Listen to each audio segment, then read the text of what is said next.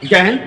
आज हम उन 3 कानूनों के बारे में चर्चा करने वाले हैं कि वो कौन कौन से कानून और वो कौन कौन से नियम हैं कृषि से संबंधित जो सरकार ने लागू कर दिए हैं और क्यों इन पर इतना विवाद हो रहा है। क्यों अभी आपने देखा कि पंजाब और हरियाणा इन सब क्षेत्रों में लगातार किसान आंदोलन कर रहे हैं। तो वो क्या वजह है, किसान गलत है या कृषि कानून गलत है, इनके बारे में बहुत सरल भाषा से समझाने वाले हैं कि वो 3 जो कृषि कानून हैं वो क्या गलत हैं या किसान गलत है।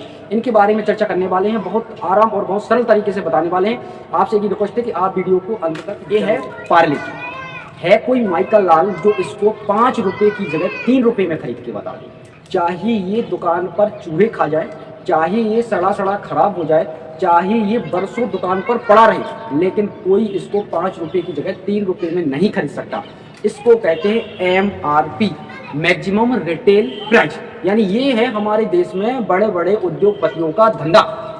क्या ये है हमारे देश में बड़े बड़े उद्योगपतियों का धंधा, जिसको कहते हैं MRP यानी कि मैक्सिमम रिटेल प्राइस। और इसी देश में किसान का गेहूं 15 रुपये किलो भी बिकता है, 10 रुपये किलो भी बिकता है, और 12 रुपये किलो भी बिकता है, 5 रुपये किलो भी बिकता है, और 1 रुपये किलो भी बिकता है।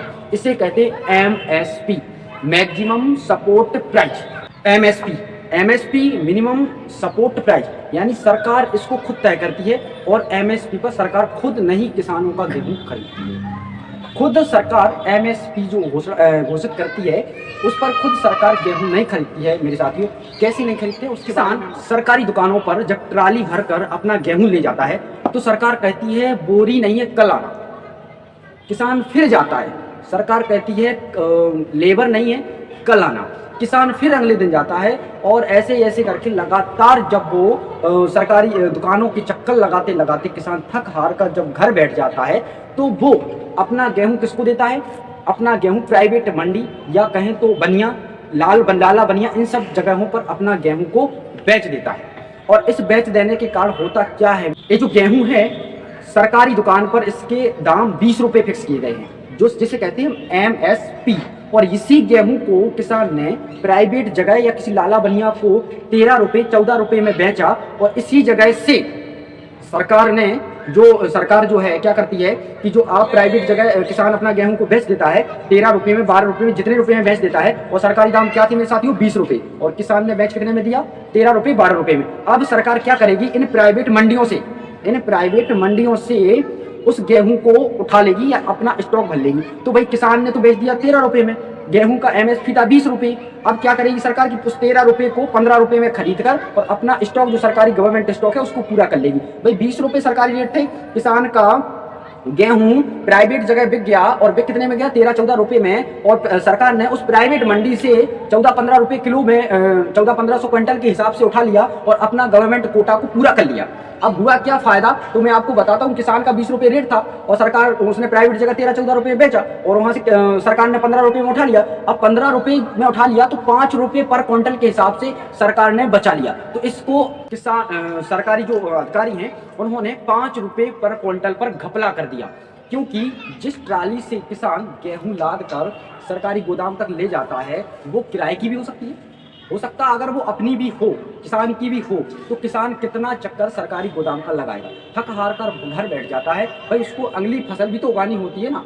तो इस प्रकार से इस देश में किसानों को चग्गा बग्गा पढ़ाया जाता है और किसानों का एक प्रकार से देखा जाए तो शोषण किया जाता है वहीं सरकारी कर्मचारियों के द्वारा, और किसान जो है मुंह ताकता रह जाता है, उसको पता भी नहीं चलता कि आखिर हमारे साथ या किसान के साथ होता क्या है। कहा जाए तो MSP भ्रष्टाचार का वो दलदल है जहां पर किसान उसका शिकार हो रहा है और अधिकारी बैठे बिठाए मालामाल हो जाते हैं और किसान को पता भी नहीं चलता है मेरे साथियों। इसी देश में किसान की फसल का दाम मंडी में खरीदार तय करता है और उसको ऑफर करता है कि आपको 5 रुपये प्रति किलो देना है, 10 रुपये प्रति किलो देना है, 15 रुपये प्रति किलो देना है, 20 रुपये प्रति किलो देना है। यही कारण है किसान की दुर्गति का। अगर सरकार किसान की फसल का दाम फिक्स कर दे कि ये जो दाम है 20 रुपये किलो पूरे ऑल इंडिया में बिकेगा, गेहूं 20 रुपये प्रति किलो के हिसाब से पूरे ऑल इंडिया में बिकेगा, और अगर जो भी इसको 20 रुपये से कम खरीदेगा उस पर कानूनी कार्रवाई होगी। फिर देखिए किसानों की तरक्की का कारण।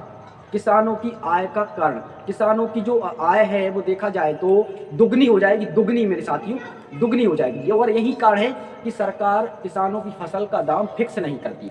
फिक्स कौन करता है? मंडी में खरीदार आपकी फसल का दाम फिक्स करे। भारत कृषि प्रधान देश है, भारत कृषि प्रधान देश है और भारत के किसानों को पता नहीं है कि इस बार उनका गेहूं 15 रुपये किलो बिकेगा, 10 रुपये किलो बिकेगा, 20 रुपये किलो बिकेगा या 1 रुपये किलो बिकेगा, या मंडी से बाहर गेहूं मंडी से बाहर हमको लौटना पड़ेगा। ये किसानों को पता नहीं है और यही कारण है किसानों की दुर्गति का। मेरे साथियों, पार्ले जी कंपनी वालों से कहिए कि आप अपना बिस्कुट बनाइए और मंडी पर लेके आइए और बेचिए, फिर देखिए किसान जो पार्ले जी बनाने वाले डीलर होंगे, जो कंपनी के आदमी होंगे पार्ले जी बनाने वाले, वो भाग खड़े होंगे, किसानों की तरह पेड़ों पर लटके मिलेंगे मेरे साथियों। और यही कारण है किसानों की दुर्गति का। आइए अब उन 3 कानूनों पर भी चर्चा कर लेते हैं जो सरकार द्वारा बनाए गए। पहला कानून है आवश्यक वस्तु भंडारण अधिनियम। पहला कानून क्या है? आवश्यक वस्तु भंडारण अधिनियम। इस कानून से होगा क्या, पहले ये समझ लीजिए। ये आप साइड में देख रहे हैं, आवश्यक वस्तु भंडारण अधिनियम, ये पहला कानून है। भाई इससे होता क्या? पहले सरकार में जमाखोरी करने पर रोक थी। क्या? जमाखोरी करने पर रोक थी, यानी कोई भी उद्योगपति, बिजनेसमैन, कंपनी जो भी हैं, किसानों की फसल का स्टॉक नहीं कर सकती। लेकिन अब से सरकार अब कहती है इस कानून के तहत कि आपदा और युद्ध को छोड़कर, क्या? आपदा और युद्ध को छोड़कर जितना जमाखोरी करना है, जितना स्टॉक करना है, कर लीजिए।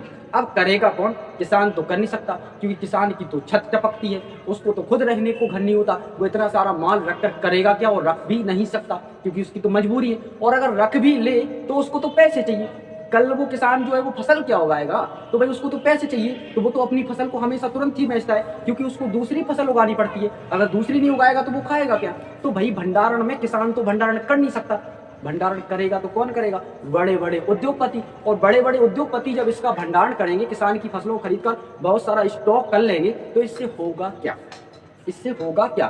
तो इससे क्या होगा कि जब जैसे गेहूं की बात की जाए, तो गेहूं की अगर स्टॉक उद्योगपति कर लेते हैं, तो गेहूं की जब भी शॉर्टेज ही पड़ेगी, तो गेहूं जो बाजार में 40 रुपये भी बिक सकता, 50 रुपये भी बिक सकता, और महंगाई भी बढ़ सकती है। क्योंकि आवश्यक वस्तु भंडारण करने का मतलब गेहूं ही नहीं, सारी जितनी भी किसानों की फसलें हैं, सबका स्टॉक कर सकते हैं उद्योगपति। और होगा ये कि जब इन चीज़ों की शॉर्टेज ही आएगी देश में या राज्य में, तो भाई होगा क्या कि उद्योगपतियों द्वारा उस चीज़ को बहुत महंगा बेचा जाएगा। तो अगर आपको ये कानून अभी समझ में नहीं आया, तो जब महंगाई देश में बढ़ेगी तब आपको समझ में आ जाएगा। दूसरा कानून है कॉन्ट्रैक्ट फार्मिंग। ये आप साइड में देख रहे हैं, इसका नाम है कॉन्ट्रैक्ट फार्मिंग। अब कॉन्ट्रैक्ट फार्मिंग से होगा क्या? जैसे मैंने अभी बताया था, पार्ले जी जो बिस्किट है वो कंपनियों में बनता है। तो अब क्या करेंगी, वो जो कंपनी है पार्ले जी वाली कंपनी, आपको पता है पार्ले जी जो है कंपनी, पार्ले जी बिस्कुट गेहूं से बनता है। तो अब पार्ले जी वाली कंपनियां करेंगी क्या? गाँव में आएंगी और गाँव में क्या करेंगी कि 20-25 गाँवों को कॉन्ट्रैक्ट करेंगी। 20-25 गाँव में कॉन्ट्रैक्ट करेंगी और 20-25 गाँव की पूरी जो भूमि है उसका एक कॉन्ट्रैक्ट फार्मिंग करने के लिए उसको कहेंगे। अब कॉन्ट्रैक्ट फार्मिंग में होगा क्या? आपसे कहेंगे कि आप गेहूं की फसल उगाइए और हम आपकी फसल को 20 रुपये किलो यानी 2000 रुपये प्रति क्विंटल के हिसाब से खरीदेंगे। और ये आपसे पहले तय कर लेंगी कौन? कंपनियां। याद रखिएगा, ये कॉन्ट्रैक्ट फार्मिंग का मतलब होता है फसल बोने से पहले कॉन्ट्रैक्ट कर लेना कि आपकी जो फसल है वो हम 20 रुपये किलो ही खरीदेंगे बोने के बाद। समझना, बोने के बाद 20 रुपये। तो इसमें क्या है, पार्ले जी कंपनी जो है 20-25 गांव की भूमि जो है कॉन्ट्रैक्ट कर लेंगी और उनके किसान से एक प्रकार से बात कर लेंगी कि भाई जो आप फसल उगाइए गेहूं की फसल, हम आपकी फसल को 20 रुपये 2000 रुपये क्विंटल के हिसाब से खरीद लेंगे। अब इसमें होगा क्या किसानों का? इसमें होगा ये मेरे साथियों कि किसान यहाँ पर कॉन्ट्रैक्ट फार्मिंग के लिए बाध्य हो जाएगा। यानी अगर आपसे कोई बात कर लेता है तो भाई उसको निभाना तो पड़ेगा।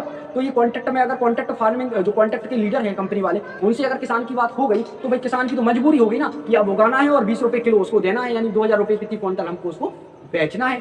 अब चाहे 3000 रुपये प्रति क्विंटल बिके या 5000 रुपये क्विंटल बिके या फिर 6000 रुपये प्रति क्विंटल बिके, लेकिन अब किसान अपना गेहूं बाजार और मंडी नहीं ले जा सकता। क्यों? क्योंकि कॉन्ट्रैक्ट फार्मिंग का नियम है और पहले इस पर आपने किसान ने हस्ताक्षर कर दिए, इससे जो कंपनी है पार्ले जी वाली कंपनियों से हस्ताक्षर हो गई और अब आप अपना गेहूं बाजार में नहीं ले जा सकते। तो इसमें एक प्रकार से किसान जो है वो बंध जाएगा, किससे? कॉन्ट्रैक्ट फार्मिंग के जरिए। अब अगर वो उसे गेहूं आलू भी लगाने तो आलू भी लगा पाएगा, अब उसको और कुछ फसल बेनी तो वो भी नहीं बे पाएगा, तो वो एक प्रकार से बाध्य हो जाएगा कॉन्ट्रैक्ट फार्मिंग के लिए। तो यहाँ पर जो है दूसरा कानून ये कहता है कि किसान यहाँ पर आज़ादी से आज़ाद नहीं होंगे, एक प्रकार से बंध जाएंगे, कॉन्ट्रैक्ट फार्मिंग में बंध जाएंगे। तो ये है दूसरा कानून। अब बात करते हैं तीसरे कानून की, कृषि उत्पाद और वाणिज्य कानून।